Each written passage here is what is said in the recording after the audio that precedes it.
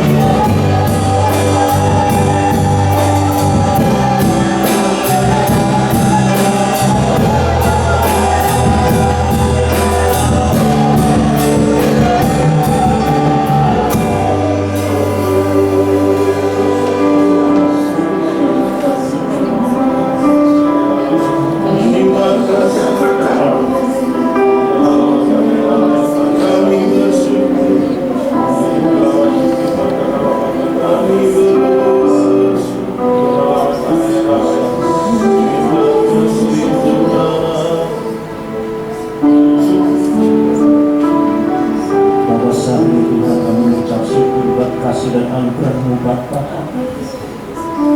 Allah yang luar biasa menyertai kami Bapa hingga saat ini.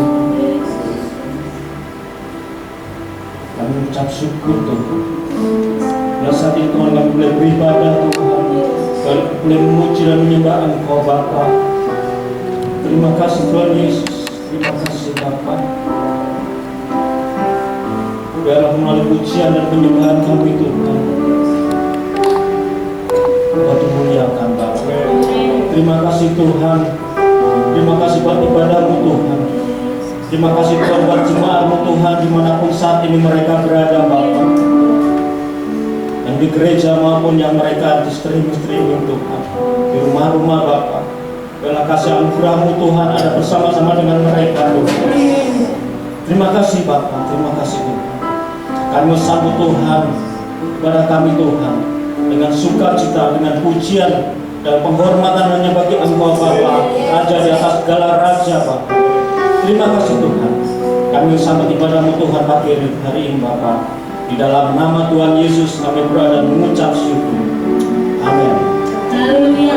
Kita sorak-sorai bagi Tuhan.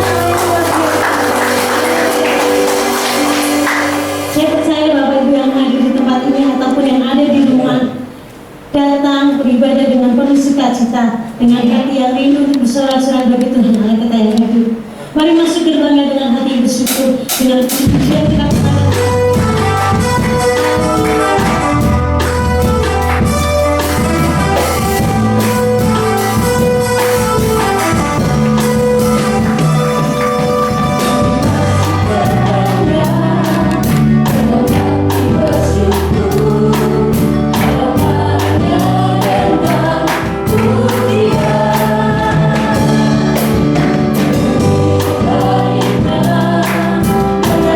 Terima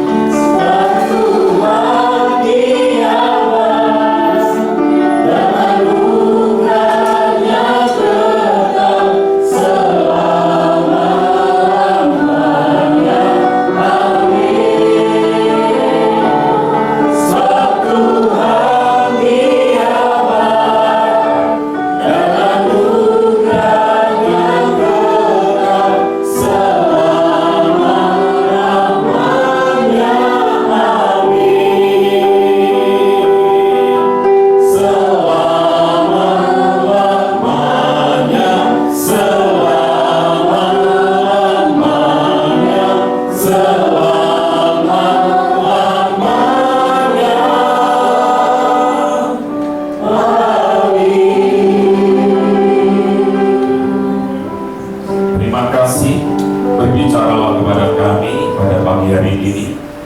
Kami mau memberikan yang terbaik pada hati kami. Terima kasih Tuhan Yesus. Kami tahu bahwa selama-lamanya Engkau sungguh baik dalam hidup kami.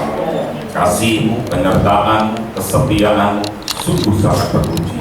Terima kasih, kami mau menerima yang terbaik dari firman-Mu, sehingga hidup kami memancarkan akan kemuliaan.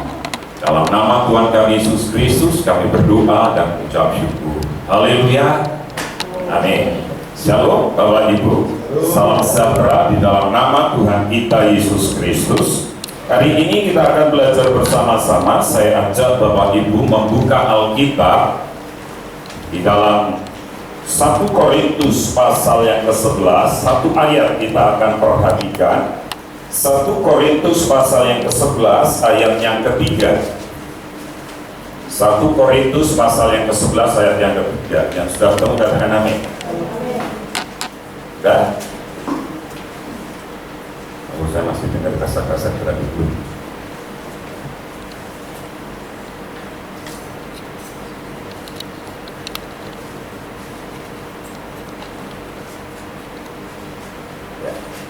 Dua, tiga, tetapi supaya ialah Kristus dan kepala dari Kristus ialah Allah. Hari ini kita masih tetap berbicara tentang pekan keluarga selama bulan ini. Hari ini kita akan berbicara tentang komitmen seorang pria dan bagaimana dia berkomitmen yang bisa diandalkan untuk keluarga, gereja, dan bangsa. Saya mau sampaikan hal ini, hari ini khusus untuk bapak-bapak, minggu-minggu depan pasti akan ada khusus untuk BBI, anak-anak muda. Tadi malam saya berbicara tentang betapa pentingnya sebuah komunitas. Kita hari ini sudah mulai ibadah, Bapak Ibu.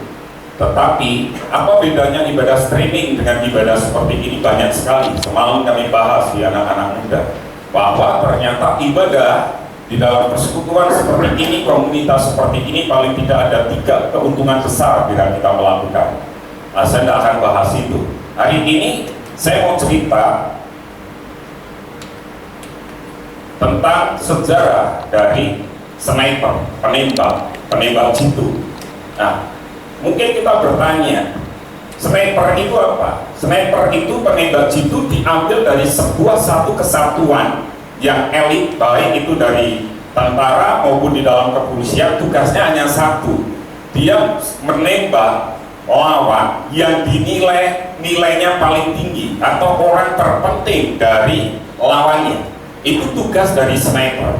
Nah, sniper ini bertugas, biasanya dia memiliki sebuah semboyan, one shot, one kill, satu tembakan, satu kematian. Jadi satu peluru itu sangat penting. Di dalam dia menjalankan tugasnya, dia akan berkamuflase.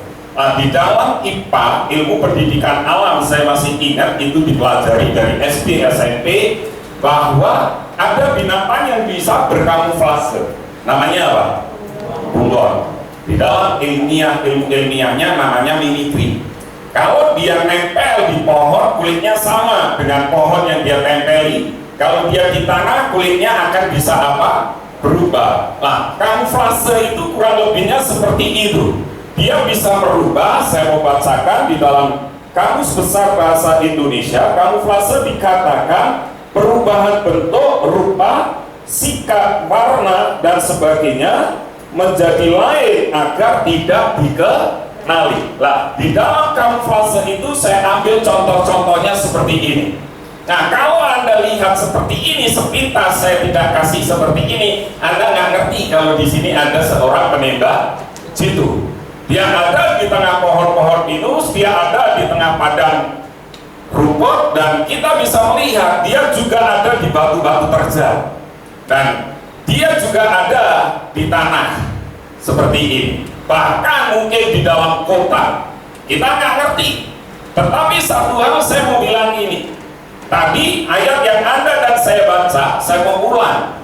Kepala keluarga atau kepala dari perempuan ialah siapa? Laki-laki. Ingat, tugas dari sniper apa tadi? membunuh orang yang terpenting. One shoot, one kill. Yang dibunuh adalah orang yang terpenting. Nah, di dalam keluarga yang terpenting incarannya adalah siapa? Laki-laki.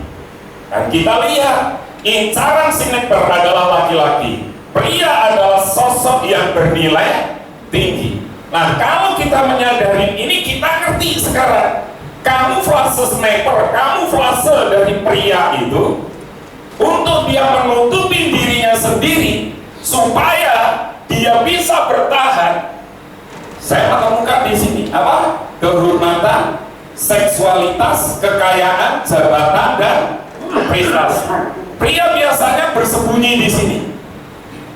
Dan itu bisa membunuh kaum pria kalau dia tidak menyadari. Dan dari cerita sniper tadi, siapa yang bisa membunuh pria? One shoot dan kill. Di sini saya bilang apa tadi? Kehormatan, seksualitas, kekayaan, jabatan, dan prestasi. Tapi terlebih dari itu ternyata ada yang namanya apa? Harga diri. Pria itu harga dirinya tinggi sekali. Kalau dia punya jabatan, dia punya kehormatan, dia punya kekayaan, dia punya prestasi, pasti dia akan sombong.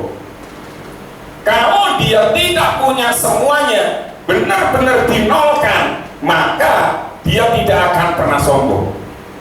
Ingat, kita melihat bagaimana kisah Yusuf sehingga dia menjadi seorang perdana menteri. Dia nggak sombong. Kenapa? Karena harga dirinya sudah direndahkan sampai dia tidak merasa dirinya rendah hati. Dia dijual kakaknya, dia difitnah, dan dia dimasukkan ke dalam penjara. Dia bisa melaluinya itu. Dan kita melihat bagaimana seseorang yang memiliki jabatan, posisi kekayaan adalah seorang raja. Mari kita baca bersama-sama 2, 3. Dan perempuan yang menari-nari itu menyanyi berbalas-balasan. Katanya, Saul mengalahkan beribu-ribu musuh, tetapi Daud berlaksa-laksa. Lalu bangkitlah amarah Saul dengan sangat, dan perkataan itu menyebabkan hatinya. Sebab pikir Saul, kepada Daud diperhitungkan dan mereka berlaksa-laksa, tetapi kepadaku diperhitungkannya beribu-ribu. Akhir-akhirnya jabatan raja itu pun jatuh kepadanya. 1 Samuel 18 ayat 7 dan 8. Jadi kita bisa melihat kepada Daud dikatakan apa tadi? Berlaksa-laksa. Kepada Saul hanya beribu-ribu. Nah, Anda bisa melihat harga diri Saul jatuh. Harga diri Saul, dia merasa dibandingkan. Akhirnya Saul berkata, akhir-akhirnya jabatan raja itu pun nanti jatuh kepada siapa? Daud. Dari sini kita bisa melihat bagaimana seorang pria, kalau dia tidak menyadari ini, dia terus berkamuflase dengan jabatannya, dengan kedudukannya, dengan kekayaannya, maka dia akan bisa mati. Dan kita melihat one shoot, one kill. Dan kita tahu Saul akhirnya hidupnya adalah di dalam penyesalan. Dia mati, kepalanya apa? Terpotong.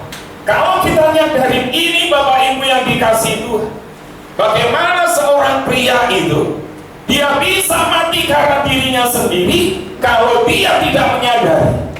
Selama engkau punya kekuatan, entah itu kehormatan, engkau mempertahankan kehormatan, engkau jatuh di dalam hal seksualitas, kekayaan, jabatan, prestasi, atau ada orang yang engkau anggap masih mampu mendukungmu, engkau tidak akan pernah bisa bertahan. Ingat, bangsu, ada di mana kita hari ini? Apakah ada di dalam kedudukan? Pria-pria, apakah ada di dalam kekayaan atau di dalam pekerjaan? Engkau bisa menutupi dirimu di sini. Atau ada orang yang selama ini engkau sanggup ada di belakang, maka engkau ingat satu saat pasti akan mati. Ingat minggu kemarin berbicara tentang warisan John Lennon. Dia orang yang kaya, mewariskan harta kekayaan, 550 juta US dollar kepada anaknya Julian Lennon. Tapi waktu sebuah majalah yang sangat terkenal Times mewawancarai, papamu itu seperti apa? Papamu kan hebat, papamu punya kehormatan, papamu punya kedudukan, dan papamu terkenal. Jawab dari Julian Lennon apa? Papaku seorang munafik. Kekayaan itu membuat Julian Lennon akhirnya dia mati dan keluarganya tidak bisa menghargai. Kalau kita menyadari ini, Bapak Ibu yang dikasihi Tuhan, apa warisan untuk keluarga Anda dan saya? Apa? Setelah dan kalau kita menyadari ini, menjadi laki-laki adalah masalah apa? Kelahiran. Saya lahir sebagai laki-laki, tetapi untuk menjadi seorang pria adalah keputusan. Pria yang seperti apa? Pria yang bisa diandalkan oleh keluarga, pria yang bisa diharapkan oleh anak dan cucunya, oleh istrinya. Itu adalah sebuah keputusan. Saya lahir laki-laki, tetapi bisa nggak saya diandalkan oleh anak saya, oleh istri saya, dan oleh teman-teman segereja saya? Bisa nggak kita diandalkan? Bapak Ibu yang dikasihi Tuhan, tahun 1085 kita tahu ada videonya, bisa disiapkan. Ada seorang pelari 400 meter dari Inggris. Dia ini sangat terkenal sekali. Namanya Derek Redmond. Dia pelari 400 meter. Tahun 1885, Derek ini, Bapak Ibu, apa yang terjadi? Dia memecahkan rekor lari 400 meter tahun 85 itu cuma membutuhkan 44,82 detik. Lalu tahun 87 dia memecahkan rekor lagi menjadi 44,50. Tahun 88 dia sudah dipastikan akan memenangkan lomba olimpiade lari 400 meter karena dia waktu itu orang tercepat di Korea. Tetapi tidak bisa berangkat karena apa? Karena tiba-tiba dia cedera. Baru tahun 1992, 4 tahun berikutnya, dia ikut di dalam perlombaan lari 400 meter di Barcelona. Kita akan lihat videonya.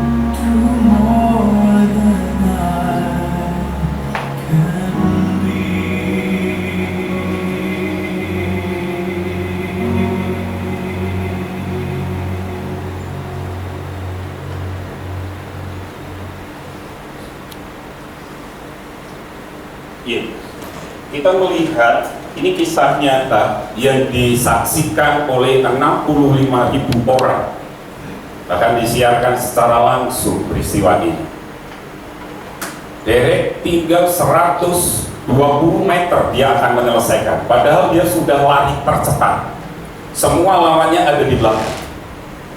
Tapi tiba-tiba kaki kanannya kena hamstring, sakit sekali sehingga dia tidak bisa melanjutkan. Sebetulnya dia sudah didiskualifikasi, tetapi dia tetap akan mengakhiri pertandingan itu. Meskipun kita lihat tadi dia lari dengan kaki kirinya meloncat-loncat, kesakitan. Tiba-tiba dari tribun penonton ada seorang pria yang turun, bahkan menginjak beberapa penonton. Ternyata dia adalah ayahnya, Jim. Apa yang terjadi? Ayahnya sudah dilarang oleh semua petugas, tetapi dia berkata, aku papahnya. Begitu dia dekat dengan anaknya, papahnya bilang, nah ini papa. Papahnya sudah bilang, udah nggak dilanjutkan, tapi saya harus tetap menyelesaikan. Akhirnya Jim berkata, oke, mari kita selesaikan bersama-sama. Mereka menyelesaikan bersama-sama. Inilah pria yang bisa diandalkan oleh seorang anak. Pada saat anaknya membutuhkan, pada saat anaknya kesakitan, pada saat anaknya tidak bisa berbuat apa-apa, papahnya seorang pria berkata, nah ini papa, mari kita selesaikan bersama-sama. Begitu kurang berapa langkah ke garis finish, rangkulan itu dilepaskan, anaknya Derek masuk ke garis finish, setelah itu dirangkul kembali. Mari kita belajar dari kisah ini, bagaimana seorang ayah, bagaimana seorang suami bisa diandalkan di dalam keluarganya. Mari baca dengan saya, 2, 3. Berjaga-jagalah, berdirilah dengan teguh dalam iman, bersikaplah sebagai laki-laki dan tetap kuat. Ini yang diharapkan oleh anak kita, ini yang diharapkan oleh keluarga. Pria tetap berdiri dengan kuat, dan kita melihat sebagai laki-laki dan tetap kuat. Ingat, kita lahir menjadi laki-laki itu adalah sebuah kelahiran. Proses kelahiran, dilahirkan laki-laki, kita tidak bisa memilih menjadi perempuan atau laki-laki. Tetapi untuk menjadi pria yang dewasa, itu adalah sebuah keputusan dalam hidup Anda dan saya. Mari kita belajar, ada beberapa komitmen. Yang pertama, komitmen seorang pria itu berbicara tentang apa? Relasi, keintimannya dengan Tuhan. Ingat, pria diciptakan pertama kali di Taman Eden. Adam diberi hukum-hukumnya kepada Tuhan. Maka kita bisa melihat di dalam Ulangan 6 ayat 6 dan 7, 2, 3, apa yang kuperintahkan kepadamu hari ini, haruslah kepada anak-anakmu, dan apabila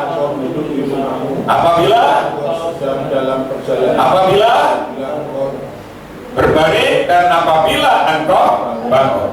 Ini ditujukan kepada siapa? Pria. Ditujukan kepada siapa? Istri-istri bilang suami. Ditujukan kepada siapa? Anak-anak bilang. Ditujukan kepada siapa? Oh, suami, jangan bapak. Paham ya? Artinya ini ditujukan untuk saya sebagai seorang ayah. Ingat, harus bersikap berdiri tegak sebagai seorang laki-laki dan harus jadi kuat. Nah, ini pertama, apa yang kuperintahkan kepadamu, artinya apa? Kalau hubungan kita beres dengan Tuhan, hubungan intim kita dengan Tuhan jalan dengan baik, kita bisa mendidik anak-anak kita bisa mendidik istri kita. Makanya sering di dalam konseling, di dalam pria saya bilang ini, kalau istrimu salah, yang salah siapa sebetulnya?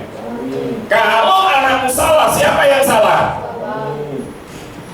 Kalau kita nyadarin ini, betapa pentingnya pria. Ingat, baksud dan kill. Siapa yang ditembak? Pria. Dengan apa? Kamuflase. Pria itu harga dirinya cukup tinggi. Kalau kita menyadari ini, betapa pentingnya kita sebagai seorang pria memiliki hubungan intim dengan Tuhan. Kalau Levita salah, Clement salah, Bu Medi salah, berarti saya salah didik kepada mereka.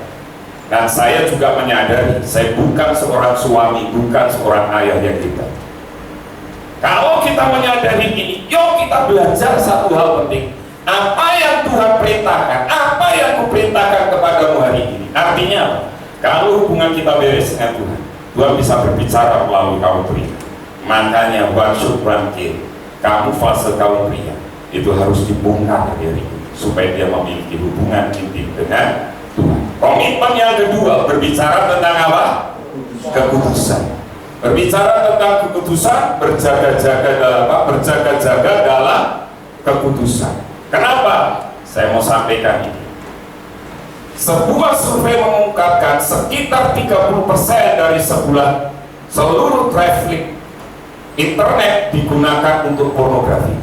Jadi kalau ada 10 sih, semua yang di internet, 3-nya dibuat untuk buka apa? Pornografi. Data ini terbilang mengejutkan apalagi situs porno juga memiliki rating traffic yang tinggi. Bahkan ada sebuah situs porno yang tercatat memiliki peak view lebih dari 4,4 miliar dan 350 juta visitor tetap tiap bulan. Jadi saya nggak ngerti ini laki-laki atau perempuan, campur kan? Nah, kita melihat sekarang menurut data yang dilaporkan dari situs Extreme Text. Nah, sekarang kita lihat ini dari survei Barna. Survei grup Jos Barna ini biasanya menyurvei anak-anak Tuhan di Amerika. Dikumpulkan berapa laki-laki? 388 pria dewasa. Mengklaim bahwa 77% pria Kristen berusia antara berapa? 18 sampai 30 tahun melihat pornografi setiap bulan. Kalau ada 10, berarti lamanya dia buka. Berarti yang hidup kudus berapa orang? Hanya 2. Dan 25% menghapus riwayat browsing internet untuk menyembunyikan penggunaan pornografi. Dihapus, semuanya dihapus. Artinya apa? Semua sekarang sudah ada di genggam digital. Apa yang kau akan perbuat bila engkau seorang diri? Makanya kadang orang stres, orang jenuh. Survei yang terakhir bilang semuanya data ini naik semua. Game juga naik, situs porno juga apa? Naik. Bahkan yang tidak bisa diblokir ada, saya nggak usah sebutin karena saya baca di detik.com. Itu naiknya cukup apa? Cukup tinggi selama pandemi. Bahkan saya mau bilang di Jepang itu sekarang ketakutan, diperkirakan 2030 itu Jepang nanti tidak akan ada anak muda karena anak-anak Jepang sudah tidak mau menikah. Mereka lebih mau menikah dengan boneka seksual. Di Korea kemarin, nah ini tanya, terus orang sih ngerti yang tercinta bulan tidak boleh ada yang nonton kan, dikasih patung apa? Senyum-senyum berarti sudah tahu beritanya kan, semua ada di internet. Ini fakta. Korea juga nanti ketakutan karena orang Korea juga tidak mau apa? Menikah. Nah, kekudusan jadi barang yang langka hari-hari ini. Banyak pria yang jatuh di dalam dosa seksual. Nah, kalau kita nyadarin ini Bapak Ibu, yuk kita ngerti, Bapak-bapak khususnya, hati-hati, tetap jaga kekudusan. Dan ini adalah sebuah komitmen. Lari, jangan mendekat. Waktu Yusuf dirayu, Yusuf mendekat atau lari? Lari. Apakah Yusuf berkompromi mau ngomong? Enggak. Yusuf langsung menolak dan lari. Semua isi rumah ini ada di tanganku, tapi hanya tante yang tidak. Setelah itu Yusuf lari. Meskipun akhirnya dia harus masuk penjara. Kekudusan itu barang yang mahal hari-hari ini. Dan kalau di sini ada anak-anak muda yang belum menikah, jaga keperjakaan dan jaga keperawanan. Engkau masuk di dalam pernikahan dengan benar, keluargamu pasti akan diberkati. Jangan masuk karena merit by accident, MBA, karena hamil dulu, maka engkau tidak akan pernah menerima berkat-berkatnya Tuhan. Karena firman Tuhan dengan jelas berkata apa? Diberkati dan beranak cucu. Jangan beranak cucu baru gak akan mungkin. Nah, kalau kita nyadari ini, jaga kesucian dan kekudusan.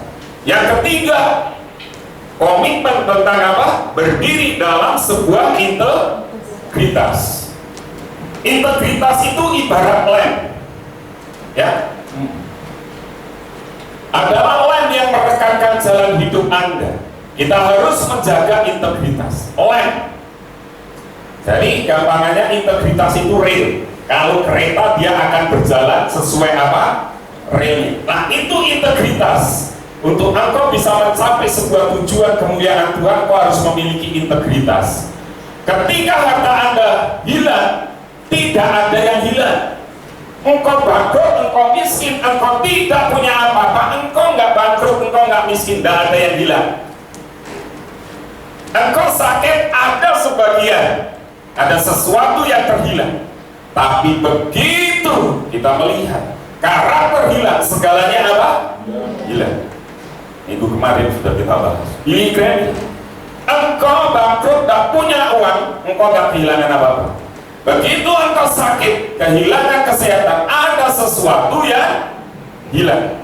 Tapi kalau engkau kehilangan integritas, semuanya akan hilang.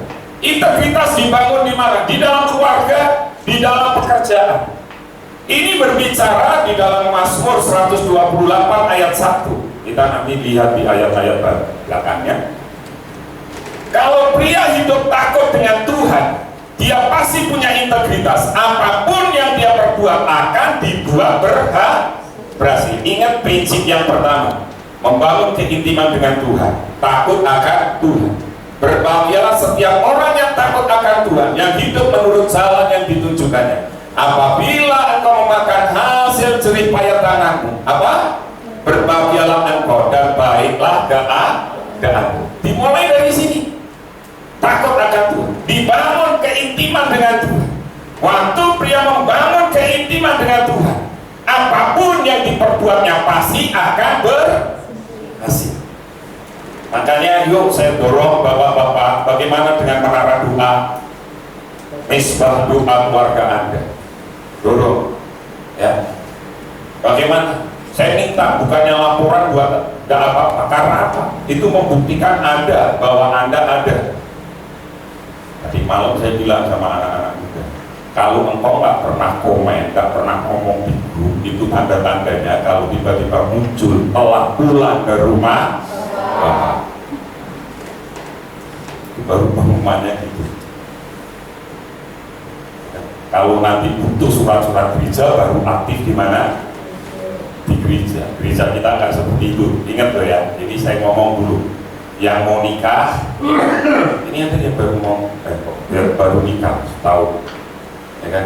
Yang merekomendasi itu keluarga Allah kan? Kamu keluarga Allah mana dulu? Hah? Dia. Kamu keluarga Allah apa dulu? Yohanes. Sekarang apa? Efesus. Mereka direkomendasikan gembala-gembala mereka. Buruk sama guru Sugeng. Kalau enggak, gereja kita anak muda yang mau menikah harus ada di pasarnya yang merekomendasikan. Itu bertahap. Ya kan, kalau tiba-tiba saat 6 bulan dia aktif, tanda tanya besar kan. Dengar yang mau nikah tahun-tahun ini harus aktif di anak muda dan aktif di dalam ibadah. Jangan hanya bilang butuh surat aja baru datang kemana ibadah. Gereja kita nggak akan seperti itu. Perhatikan, kita ngerti, kita harus punya integritas di dalam pekerjaan. Begitu kita kerja benar, intim dengan Tuhan, semuanya dibikin berhasil begitu. Baca dengan saya. 2, 3. Dia kan haruslah apa? Suami dari satu istri dan mengurus anak-anaknya dan keluarganya dengan baik. Pekerjaan dia punya integritas, di rumah dia ngurus keluarganya dengan integritas juga dengan baik. anak-anaknya dan keluarganya dengan baik. Kalau sudah tua bagaimana? Kalau sudah nenek-nenek, lansia, pemuda menurut PBB 60 tahun itu masih pemuda. Baru 60 tahun ke atas itu sudah lansia. Ya kan? Yang sudah pria, yang sudah tua, yang sudah lansia. Saya mau bilang, laki-laki yang tua hendaklah hidup sederhana, nggak usah neko-neko. Kadang semakin tua lagi semakin jadi pengennya diperhatikan, pengennya dilayani. Padahal yang paling terbesar di dalam keluarga siapa? Yang mau melayani. Saya dari keluarga Jawa. Nama saya kan bukan Christian di Janarko, betul kan? R di Janarko, beliau Hadi Utomo. Semua dulu papa saya dilayani. Sampai saya pun punya pembantu, cuma Ellen dulu yang nggak punya pembantu. Saya 4 bersaudara, setiap lahir pasti ada pembantu. Saya juga ada. Dilayani. Sampai pembantu nggak boleh manggil nama saya, manggilnya Den. Dilayani, semuanya serba dilayani. Makan juga dilayani, diambilkan dan lain sebagainya. Tetapi setelah saya kenal Tuhan, saya nggak pakai itu. Saya pernah ketemu dengan pembantu saya, manggil saya Dan, saya bilang, "Mbak, dulu saya manggilnya dulu, Mbak, panggil saya karena lebih tua Mbak E manggil saya Rudina apa? Nah, jangan mau. Kenapa ini penting? Ya, yuk kita sudah tua, hidup sederhana, terhormat, bijak, sangat sehat dalam iman. Kadang semakin tua ada orang yang semakin repotkan. Orang tua kadang juga merepotkan juga ada. Karena ada orang yang bilang semakin tua bisa kembali jadi anak-anak. Pengen diperhatikan, pengen disayangi. Bisa seperti itu. Tapi saya mau jemaat kita di tempat ini jangan seperti itu. Harus hidup sederhana, terhormat, bijaksana, sehat dalam iman, dalam kasih dan dalam ketekunan. Itu pria yang bisa diandalkan di masa tuanya. Dia tetap pegang integritas. Jadilah pria yang luhur, jadilah fatherhood. Apa itu fatherhood? Sikap keayahan. Maka engkau akan jadi integritas, memiliki integritas di dalam keluarga. Yang keempat, komitmen bersikap baik di dalam keluarga. Baca 2-3. Istrimu akan menjadi seperti pohon anggur yang subur di dalam rumah. Anak-anakmu seperti tunas pohon zaitun sendiri meja. Ingat tadi Mazmur 128 di bagian pertama tadi. Dan sekarang di ayat yang ketiga, istrimu akan menjadi subur kalau pria intim dengan Tuhan. Ingat, saya kembalikan lagi kepada fokus pertama. Maka istri kita menjadi seperti pohon anggur, anak-anak kita seperti tunas pohon zaitun. Lalu kita lihat di dalam 2 Timotius 2 ayat 8. Oleh karena itu aku ingin supaya di mana-mana orang laki-laki berdoa dengan menadahkan tangan yang suci tanpa marah dan tanpa perselisihan. Kita nggak boleh marah, tanpa perselisihan. Baik dengan istri, baik dengan anak. Jangan molor tangan sebentar terus pukul anak, pukul istri.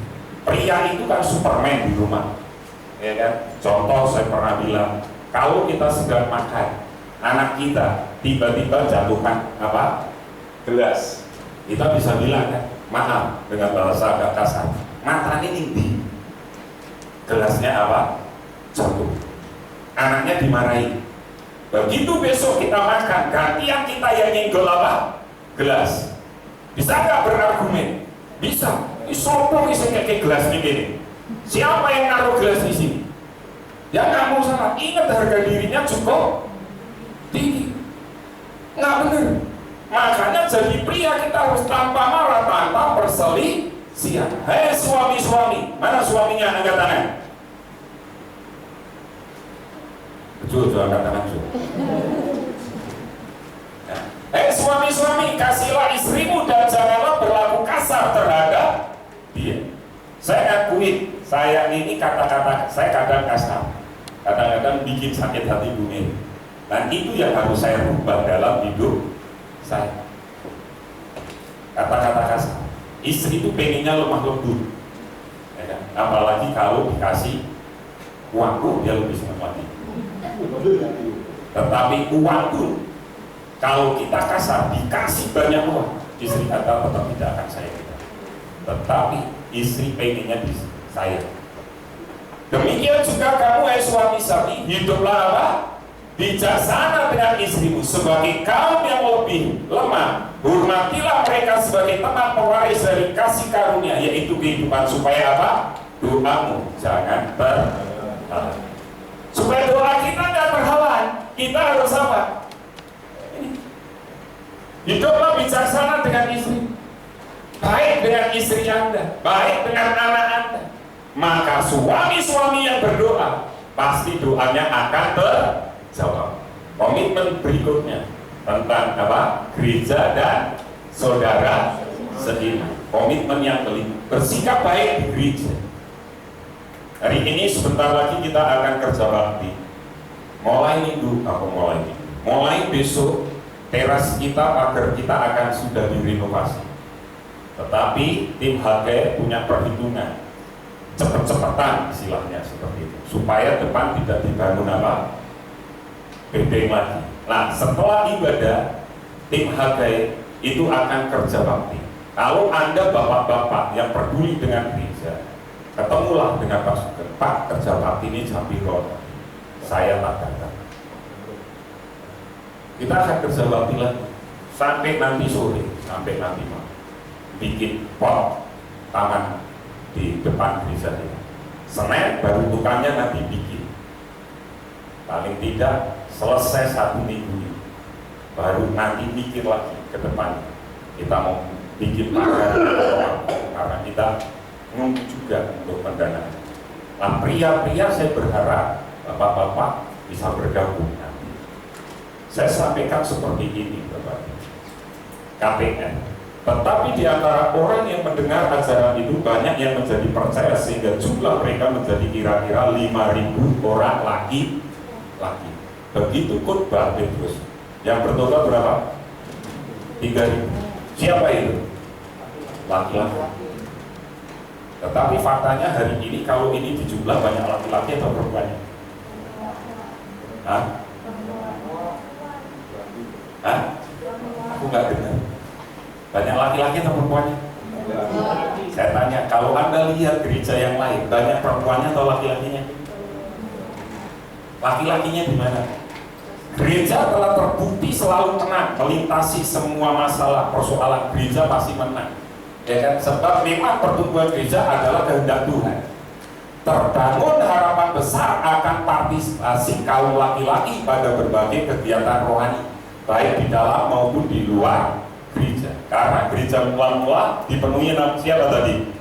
Laki-laki. Kita melihat ya, di luar gereja. Akan tetapi fakta umum yang teramati justru banyak kegiatan rohani yang ngikutin siapa? Perempuan. BPI-nya jalan dan di grup gereja. PBI-nya jalan di tempat. Tak ada kegiatan apa-apa BPI-nya. BPI-nya hidup. Ya kan? Gereja kalau mau berkembang, gereja mau bertumbuh, yang bergerak siapa? Bapak-bapaknya. Masalahnya mengapa pria tidak suka ke gereja? Ya kan? Karena perbedaan standar nilai hidup yang dijalani. Kenapa pria nggak suka tentang hal rohani? Tapi ingat, kalau hal situs porno tadi lebih apa? Lebih suka. Karena apa? Karena nilai hidupnya nggak sama. Karena 83% otak pria itu digunakan untuk apa? Digerakkan oleh nalar, oleh pikiran. Makanya kalau kita ngomong gampangannya tentang firman Tuhan, lebih masuk pria atau wanita? Wanita. Begitu nanti nyanyi, wanita bisa tersentuh, bisa nangis ya. Tapi contoh saya kasih tahu, kalau hari ini, ya kan, tadi malam saya juga ngomong di anak-anak muda, saya nggak suka babi, ya kan? Lukas suka babi. Saya suka jengkol, Lukas gak suka jengkol. Saya paksa Lukas, kasih makan jengkol. Lukas gak akan mau. Tengkar gak? Tengkar.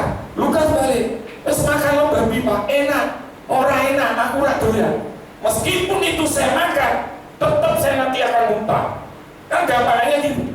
Gereja pun hari ini berbagai macam doktrin semuanya kan dipaksakan harus apa? Harus ikut. Ini loh doktrin gerejaku yang paling bagus. Ini loh yang tetap bagus. Coba kamu berbicara contoh, saya kasih contoh perpuluhan. Gereja akan bertentangan. Lah, pria kadang dia gunakan nalar. Mau aku 100% aja apa? Kurang. Apalagi dipotong 10%, pasti akan lebih kurang. Tapi kalau wanita enggak, dia berjalan dengan iman, imannya yang hidup. Coba kalau laki-laki, dipikir dulu, dia gunakan apa? Otaknya untuk berpikir. Makanya laki-laki ingat gengsinya tinggi. Begitu sudah direndahkan serendah-rendahnya sama Tuhan, seperti Ayub, baru Ayub berkata, sekarang aku lebih mengenal Tuhan. Jangan sampai direndahkan Tuhan serendah-rendahnya, baru kita ngerti siapa Tuhan. Laki-laki gunakan nalarnya, makanya dia tidak bisa, nilai hidupnya sudah berubah. Laki-laki lebih cenderung dengan gaya dunia, karena itulah tuntutan laki-laki. Tetapi hari ini saya berharap pria-pria di gereja kita menyadari 83 otak Anda dan saya gunakan itu untuk hal-hal yang rohani. Jangan dipikir. Kadang kita dengar firman Tuhan sudah dipikir dulu kan, dipikir dulu, pikir bener juga. Tapi kalau lama-lama engkau pikir, engkau tidak akan pernah ketemu dengan Tuhan. Terima dengan lapang dada, terima dengan kuasa Roh Kudus. Firman itu akan hidup di dalam hidup dan jadi rema. Yang terakhir, komitmen keenam terhadap apa? Bangsa. Kenapa? Kita lihat Mazmur 2 ayat 8. Mintalah kepadaku, maka bangsa-bangsa akan kuberikan kepadamu, menjadi milik pusakamu, dan ujung bumi menjadi kepunyaan. Lalu di dalam Yeremia, usahakanlah kesejahteraan kota kemana kamu buat, dan berdoalah untuk kota itu kepada Tuhan, sebab kesejahteraannya adalah kesejahteraan. Ingat, yang jadi tulang punggung keluarga siapa? Suami. Materi ini sebetulnya gereja sinode kita bikin materi BSK, tetapi saya ganti dengan materi. Di dalam materi yang sinode keluarkan BSK, Bapak Sumanto, salah satunya adalah Bapak itu pengusaha, mengusahakan kesejahteraan untuk siapa? Keluarga, untuk anak-anak dan istrinya.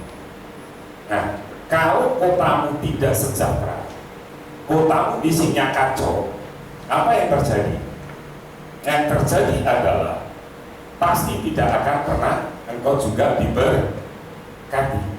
Hari ini Anda dan saya kenal, tahu yang namanya Billy Graham.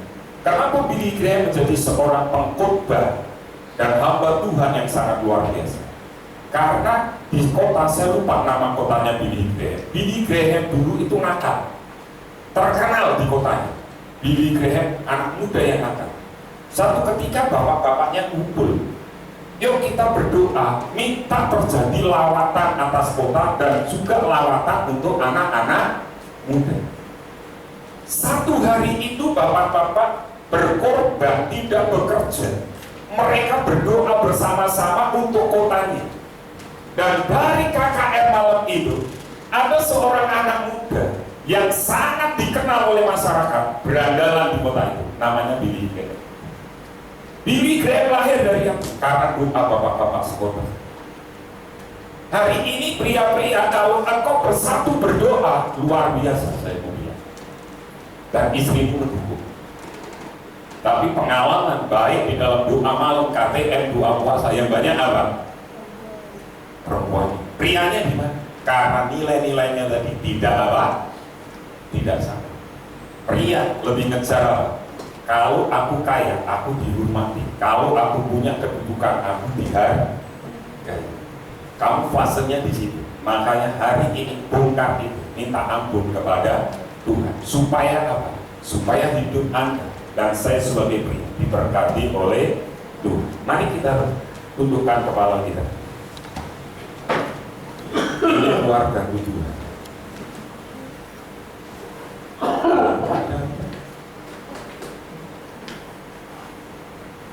Ini keluargaku. Kalau ikut SMK, MDK ngerti, ini lagu sepanjang itu. Dibuka aja di materi MDK. Tolong.